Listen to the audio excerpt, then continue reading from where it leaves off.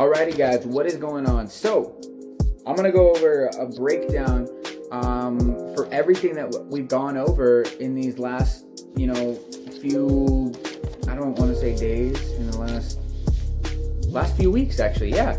So in the last few weeks, we've gone over a few things, and these are to help kind of transform your levels of gratitude. And these are basically just the things that helped me overcome certain things. So it helped me overcome a lot of the mental stuff, like the self-doubt, the negative self-talk, the negative self-worth and self-belief issues. It helped me regain control of all that by regaining my control of my gratitude. And so in order to cultivate gratitude, I first had to become aware of the fact that I was lacking in my mental health. So was I doing everything that was constantly like attacking my mind? No, I wasn't diving deeper into that. What I was doing was further, inflaming my ego and just doing all these different things that were not allowing me even the opening to think about gratitude or what it entails. And so until I was able to open my mindset and open my realms to everything, I didn't understand what to focus on, what I was doing. I was just so lost. I kept feeling all these emotions and I didn't know how to control them, and I was like, what the hell do I do? And so I created this transformation system that's in my book coming out. It's part of Jericho's journey. And so, I'm just trying to help others by sharing what helped me. Because the one major thing that helped me, I can honestly say, is normalization. And being exposed to other people's stories and struggles and trials, and being exposed to different things that people go through. And so that's what I wanted to do with you guys. And so that's what I've been doing. And so the first few weeks, I've been going over mental health and gratitude and how I became aware of that, and how I'm able to cultivate gratitude when I feel like I'm lacking it. And so what I do is I focus on my mindset, I focus on my perspective, and I focus on my accountability. And so the ways that I do that are first, gotta stay organized. Our first, mindset cultivation. So before, I didn't even know what mindset meant. What do you mean cultivate mindset? What do you mean have a good mindset? What does that mean? Well, there's two different types of mindsets. There's a growth mindset and a fixed mindset. You can either see limiting beliefs and lack of opportunity and problems, or you can develop a solution mentality and see opportunity and develop a growth mindset by taking on all of these obstacles as challenges. And that's what it means when people say, cultivate mindset. When people say, don't have a fixed mindset or have an abundance mindset. An abundance mindset is not just visualizing having all these good things. It's actually seeing the obstacles as opportunities. It's actually seeing the challenges as growth. And so when you can see it like that, and you can stop seeing problems and you can start seeing solutions, your problem solving abilities become strengthened. And that's what allows you to become valuable even in just the market. So that's literally how you can help gain some mindset, and you can cultivate that, because that's what's going to allow you to really understand the fact that you need to first learn, like I said, even with this, be exposed to it. So in doing that, in doing and realizing that, let's say you realize what a growth mindset is, but you're kind of lacking on how to develop that. Well, you can realize that everybody does do things bad the first time, and you can try to do things first with the intention of getting better and not necessarily being great. So don't thwart yourself on this outcome of being the greatest of all time. Start to do things that call to you, and start to do things that are allowing you to feel the challenge, but also excel in that challenge. If you're getting completely discouraged, that's having a fixed mindset. So start off small. Start off small and start to build confidence by keeping promises to yourself. And then try your best no matter what. So in order to form competition with yesterday's self, you've got to do better than you did yesterday. So start to learn more, start to do more, start to be more, but put your best effort and your best foot forward in doing so. And you'll start to see that the more that you do and the more that you're able to overcome, you'll start to see how much more capable you were versus how incapable you thought you were. So that level of self-belief starts to strengthen, and you can start to combat some of that negative self-talk. So moving on, I go into perspective. Once I check that mindset box, I go into perspective. And how is my perspective looking? Now that I have a growth mindset, is my perspective off? Like am I seeing the opportunities, but I'm not seeing how it's beneficial? Like, am I not seeing that it's not gonna go anywhere? Like, am I feeling like it's just a waste of time? I'm just overcoming a bunch of stuff that's just like keeping me plateaued and in the same spot. Like, where's my perspective at? Where is my perspective lie? And so in order to kind of like create that perspective for yourself, you got to do certain practices. So you've got to start viewing any setbacks as leverage. So let's say, you experienced a disconnect notice in your mail, like I did recently. That can become your leverage. Well, how can that become my leverage? Well, now I can honestly like view everything and see, okay, now I can honestly reduce my amount of water intake. Like, I can reduce all the things. I can boom, boom, boom, boom. This never would have been called to my attention. How much money am I losing? And how much more money can I possibly save by reducing my water consumption, or like my electricity consumption, or like all this stuff? Like, it allows you the opportunity to be one step ahead at that point. You might be 4 steps behind, but that's going to allow you to see how you can come about this and start planning backwards and start to make the decisions from now to set forth. So then you start to regain your perspective. You're like, okay, well, man, now I realize that I have a growth mindset, but now I know what I need to do. Now I know that I need to start taking steps necessarily.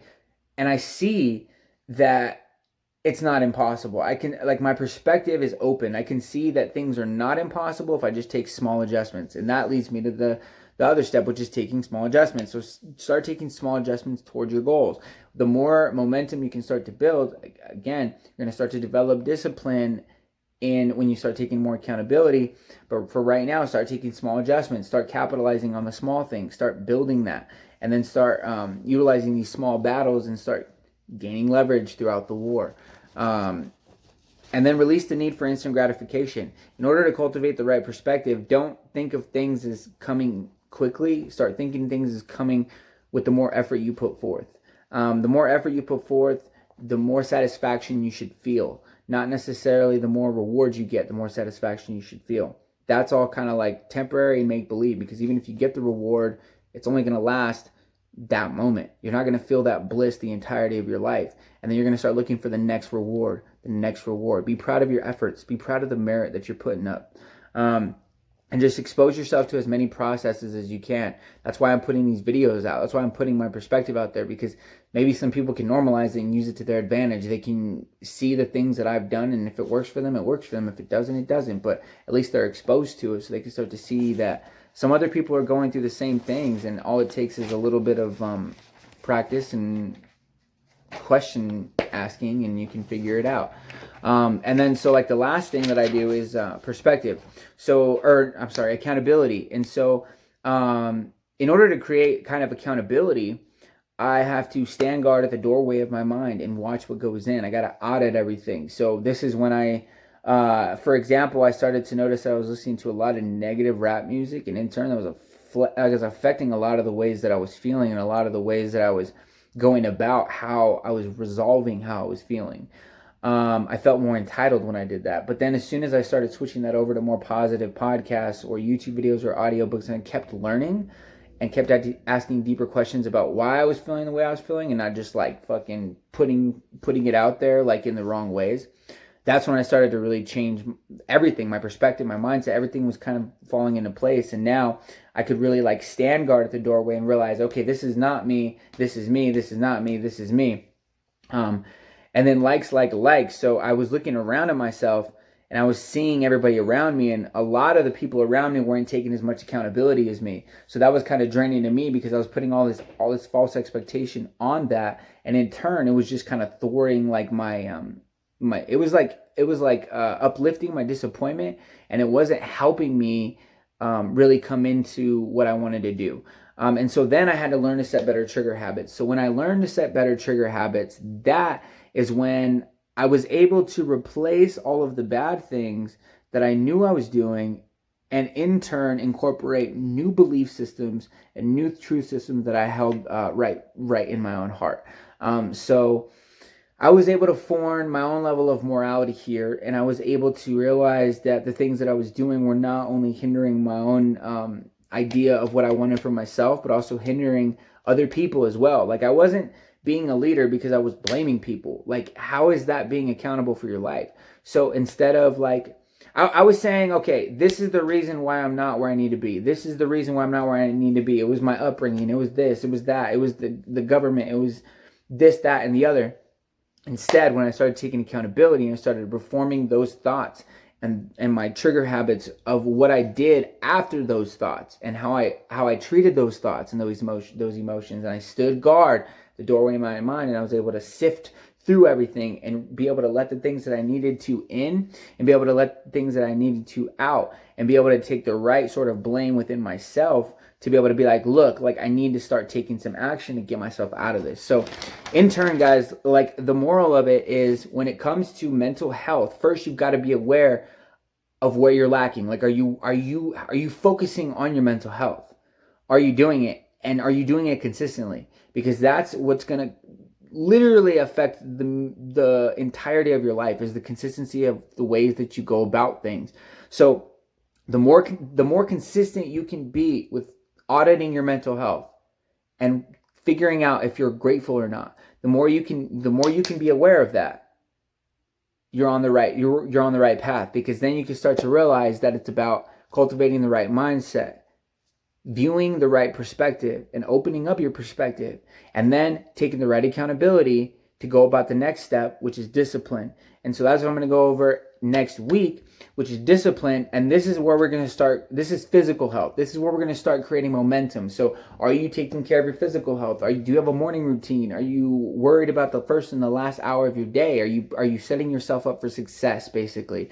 And then when we can start to develop discipline, clarity, and a plan of attack, start to formulate that correctly, all of these things are going to come into play, and we'll start to build some momentum into the next phase. And that's what I'm going to go over, is how I build momentum. So first, I go through all these things, I up my gratitude, and once it's upped and I'm good and I'm feeling very grateful, I want to keep that momentum. So I'm going to keep pushing, and these are the next steps that I'm going to do. But first, take accountability, open up your perspective, gain a growth mindset, start to develop a solution mentality. You've got this. And don't forget to follow me on all social media, S Martinez IV. Don't forget to follow the podcast, where I dive into more interviews and all these other realms of the ways that I think. And some of it is just off the top and off the cuff thoughts that I have. I started putting those out as little mini-sodes, so I'm going to start putting those out and start to just really build this community of people who can just feel like they can express themselves and be normalized, because we all go through the same stuff. So good vibes, guys. And also, book is coming out soon. I'm so pumped. I just got to keep pushing. But yeah, next week I will talk about discipline, how to cultivate some momentum. But good vibes, guys. Talk to you soon. Peace out.